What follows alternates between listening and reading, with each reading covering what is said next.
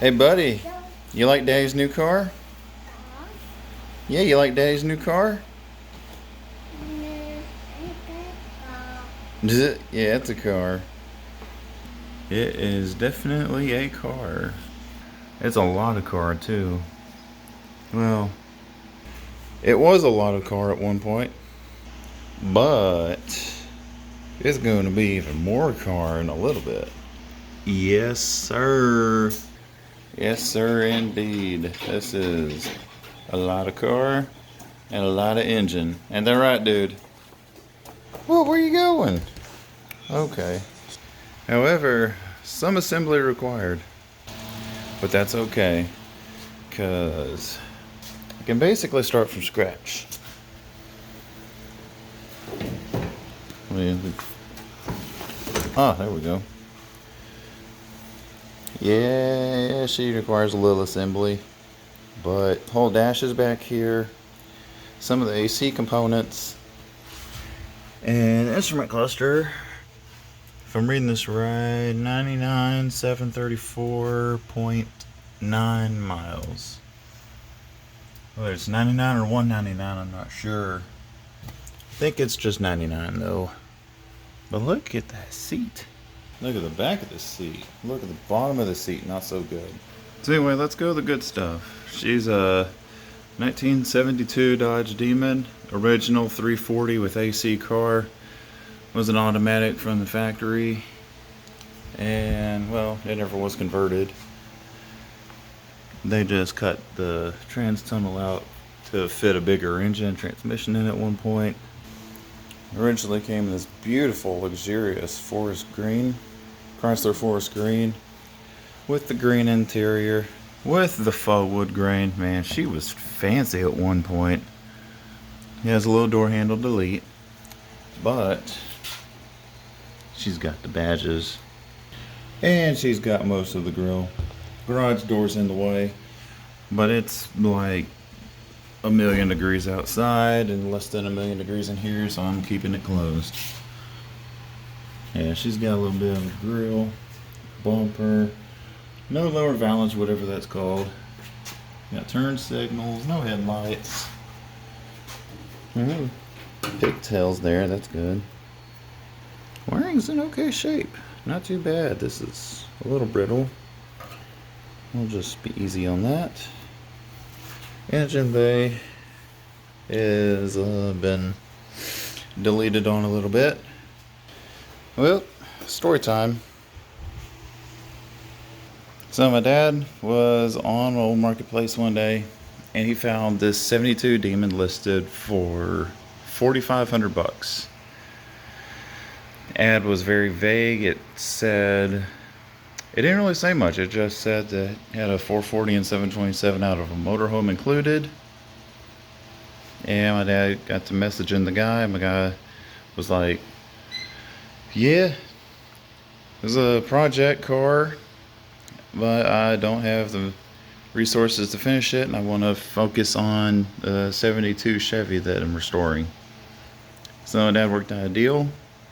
Got the car for a little bit of a lower price, and he paid the people extra to haul it 6 or 7 so hours to my house, which it wasn't a lot of work for them because the guy's an 18-wheeler driver, and him and his wife went to Shreveport to go play on the boats for a little bit afterwards. So they had a good time. But the history of the car, the guy who we actually got it from, he bought the car brand new in early 1973. So if my math is right, this thing sat on a lot for a hot minute. I don't know how. Maybe it was because it was a 340 car and nobody could afford it. Or maybe nobody liked the forest green for some reason. But we got it, or he got it. Drove it for a few years. Sold it to a friend that had passed in a car wreck, in a different car, by the way, not this one. And then he got it back, and then he sold it again to some people that drag raced it. Hence the cutout fenders, because that's where they ride the exhaust, because America. And then amidst the drag racing, they blew up the 340, and it is gonzoed. No telling where it is now. It's probably reincarnated into a fucking Kia. But they put another 440 in it, hence the reason the trans hump's cut. Which I don't know why you do that. The 440 fits in there without cutting it. But then anyway, the guy, he got the car back a second time, and the 440 went away. Don't know what happened to it. Didn't ask. I'm not too sure. But that's not the 440 that came out of it. That's another one that was in a motorhome that the guy got off a friend that actually he used the 440 in a motorhome that he drove to drag races and hauled his drag car on the back of it with. So this thing put in a little bit of work, that's for sure. She is a about roughly, where's it at? Yeah, 76 model. Damn thing won't focus, but the tag says 76. But yeah, she's got a Carter AFB Competition Series carb. Really don't know much about that. I haven't researched yet. And apparently it's cammed. I actually asked the guy if it had any mods to it. How many miles on it? He said 60,000 miles, or should be no more than 60,000. But the guy put a cam in it, and he said it fucking screams. So I hope he's right. I believe him though. But she's a little dirty. However, I think she'll clean up good. Still got blue panel valve covers, little dirt dauberage, the fucking Foster Cluck of wiring. So yeah, that's gonna be fun. But the guy said he drove the motorhome before he yanked the 440 and 727 out, and it ran good. Drove good, shifted good, all that stuff. Matter of fact, the front brakes on that thing locked up, and he didn't even know it until he started to smell the smoke. So she's got some power. Do not know how long it sat though. That's a mystery to me. But yeah, after looking in this engine bay, they did a little bit of deleting on the K member, and I'm thinking it was so they could clear the front sump of the last engine that was in it. Maybe, I don't know. If it were me, I would have converted to a rear sump, but I also like the hackery. But on to the car. It is immaculate for a 49-year-old Mopar. It does have some missing pieces that I've noticed. One being the windshield. That was an obvious. He told us about that. But I haven't found a radiator yet, which isn't a big deal because it definitely probably needs one. There's a whole bunch of stuff in the trunk. Tail lights, one of which is busted a little bit. This one seems to be fine. Gas tank, electromagic stuff, panels, airbox stuff, interior panels, seat belts for some reason, a torque converter, airbox, which is shoved way up in there. Hold on a second. Okay, that's a little better. Yeah, airbox, fan, you know, all the other junk. Even the original jack is in here. Wiring harness is coiled up down there. There's some metal panels to which I don't know what they do. If they were the inner fender well, that would be like the inner front fenders. That would be fucking awesome, but I doubt it. I haven't figured out if these are original quarters yet, but I'm fairly certain that they are the original quarter panels, because I can't find a seam here. Like beneath all this primer is still the forest green, even up like up there, but there is Bondo, so it probably took a little bit of damage at one point in time and then they bonded over it. But I don't think anything was rusted out and replaced. Matter of fact, the only bad rust that I've seen is this area in here. It's the only 8-through rust that I've seen here, and that ain't shit. It's really not shit. Even the freaking spare tire part is still pretty mint. Yeah, the edge of the trunk is still mint. It's probably God knows what down in that crack. Oh, brake booster. Yeah, these fenders, these quarter panels are mint. Still see a little bit of bare metal where he was sanding. This thing was in a shop before me, so that's why it's in the garage. I want to take care of it. There's a little bit of Bondo, not too bad. That's to be expected of something this age. But this side requires very little body work. Like, not much at all. Like, this up here is just absolutely straight. There's a couple of dings. Can't really see them right here, but they're there. Not bad at all. The door is pretty straight, just a little dirty. Windows off track a little bit, but that's okay. This fender is there. A little dinged up, but nothing I can't fix. The hood's there. This is its glamour side. And this is the, yeah. Driver's side fender is pretty freaking good. I actually don't see like any dents in it. Hold on. Okay, yeah, that's actually pretty mint.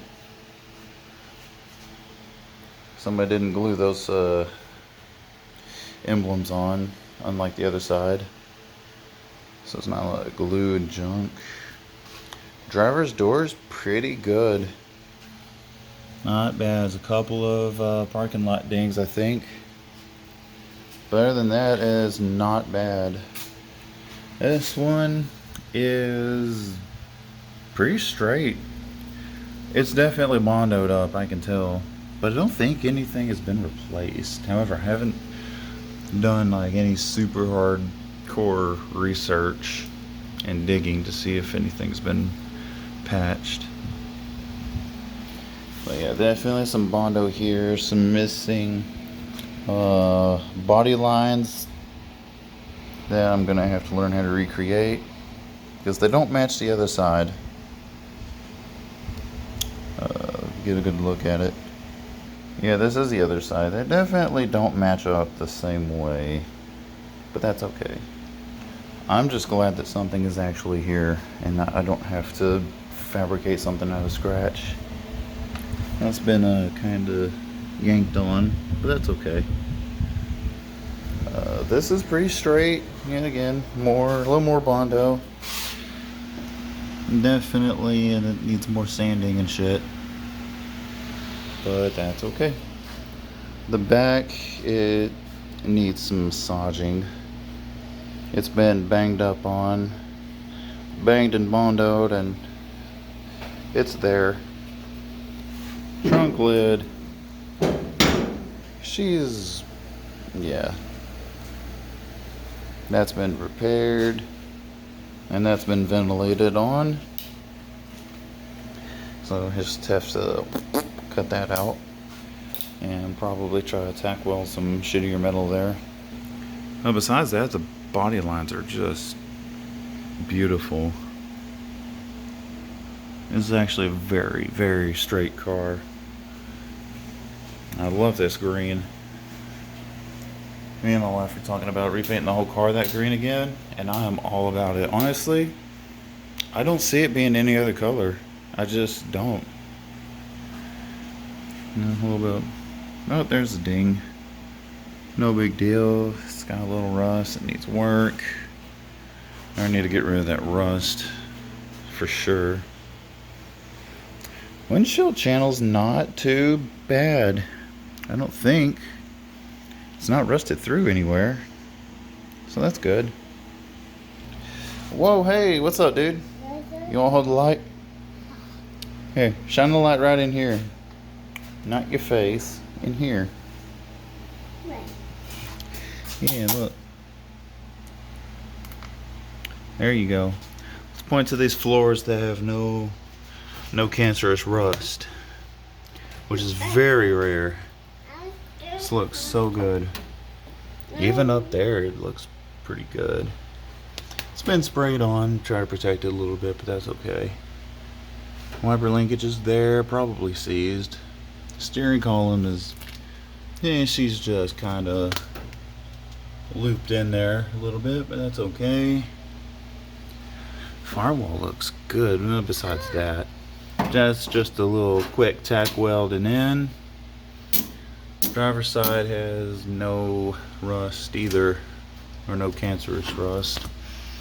The seat, she's a little brittle, but yeah, she's seen better days, ain't that right? Yeah, there we go. Here, show everybody the floors. Yeah, look at that. Just absolutely gorgeous. It even still has a little bit of paint. But yeah, here's the rest of the car, I hope. A little bit of seatbelt trim. Yeah, chrome. Radio, speaker. That probably sounds not so good at this point. There's an antenna. Ratchet strap, vents, kicker, panels. Actually, no. It goes right here, whatever that's called. A green box, a coffee can. That's how you know he did accountability of all the hardware, I think. Whereas, I don't know what that is. We'll find out what it is later. Yeah, and the back seat looks mint. I'm afraid to touch it though. Oh, she's got the wings. And they work. Pretty good too. Wonder if they sealed good. Yeah. This is a little loose in there, but we can fix that. This is the back glass, which I am protecting with my life. Thomas, hey, don't play with this back glass, okay? This is worth more than you, kinda. Probably, actually. Actually, I don't know. It's pretty expensive. Hey, you like the car? Yeah, that's a tire. A very old tire, too. Let's see how old. Hey, let Dave see the light. Yeah, we're gonna see how old this thing is. If it has the thing on it. E70-ish 14. I doubt that's it.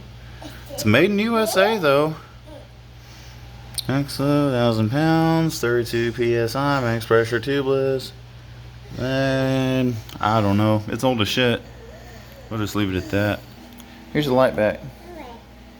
What you want to go look at? Yeah, that's the tire. And the fender well. God bless you. And it's undercoated. Oh yeah, more story time. When the guy bought the car, there was a sale going on undercoating at the dealership at Apple Dodge in Houston, Texas. For $79, you could get your car undercoated with shit that apparently lasted for 50 years. You can't see it because he's got the light, but she's been undercoated on. So, him spending $79 in 1973 to undercoat this car and to live in Houston, Texas and Central Texas has really, really paid off. That is what I call an investment. Now, only if he undercoated the ceiling, then that would have been better. But I'll take it. Can't be too picky. Life's too short to be picky. Ain't that right, Thomas? Hey, say yes or not. You can be picky. I won't care. It'll bother me, but I'll be okay with it. Also, oh, you found your water from yesterday, huh? You better drink up. It's hot. And Danny's out here drinking coffee, but you need to be drinking your water. Here.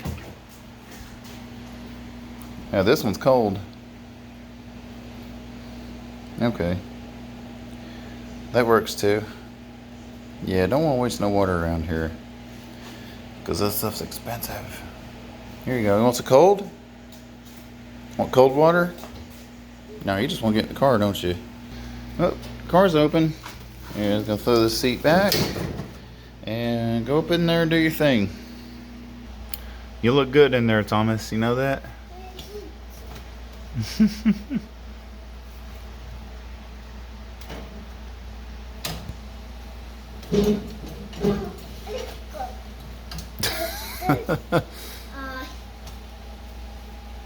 Also, based on the current evidence in the car and pictures of the car that I seen before we got it, I determined that the guy took the doors and the front clip off and everything outside, everything out of the inside, and the whole thing was sandblasted and then bondoed and then primered. Most of it was, and then that's just kind of where the guy stopped.